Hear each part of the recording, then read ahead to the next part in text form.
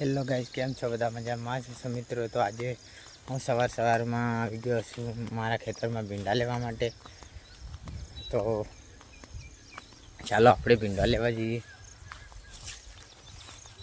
તો ફાઇનલી મિત્રો હું ભીંડાના ખેતરમાં આવી ગયો છું.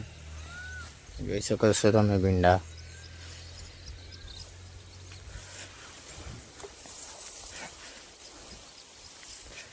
ભીંડા પણ બહુ સારા લાગેલા છે મિત્રો. ચાલો એક એક કરીને આપણે તોડી લઈએ બધાને.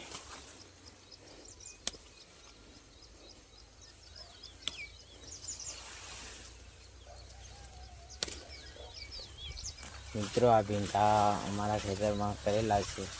આની સાથે સાથે રીંગણા, મરચાં તેમજ ટામેટાના છોડવા અનેક જાતની શાકભાજી કરેલી છે.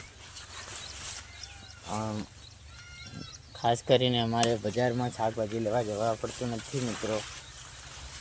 તો આમ ઘર પૂરતું શાકભાજી અમારા ખેતરમાં જ મળી રહે છે. તો આપણે ભીંડા તોડી લઈએ.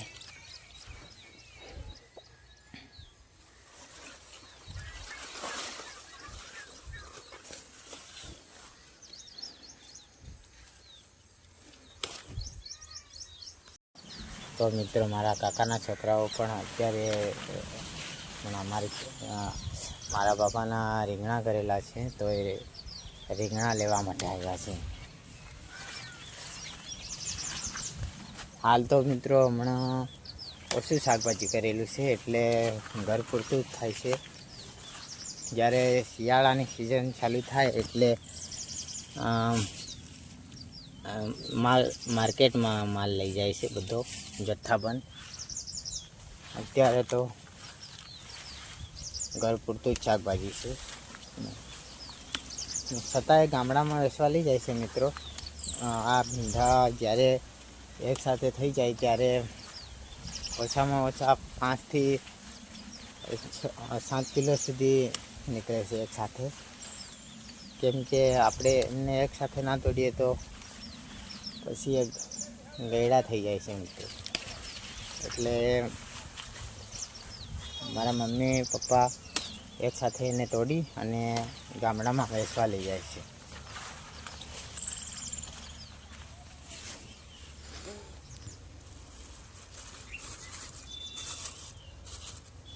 આપણે એક થેલીમાં ભરીએ છીએ મિત્રો ભીંડા.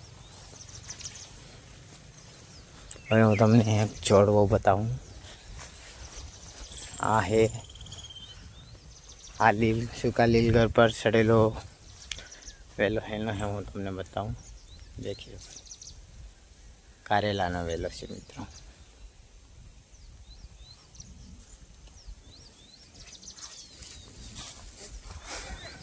તો ચાલો હવે આપણે થેલી ભરી લઈએ ભીંડાની એકવાર. તો ફાઇનલી ગાઈઝ આપણે ભીંડા વીણી લીધા છે, જોઈ શકો છો તમે. તો શું લઈ લે? રીંગણા ચાલ આવે ઘેર. તો મિત્રો હવે ભીંડા અને રીંગણા લઈને ઘર તરફ જઈ રહ્યા છીએ.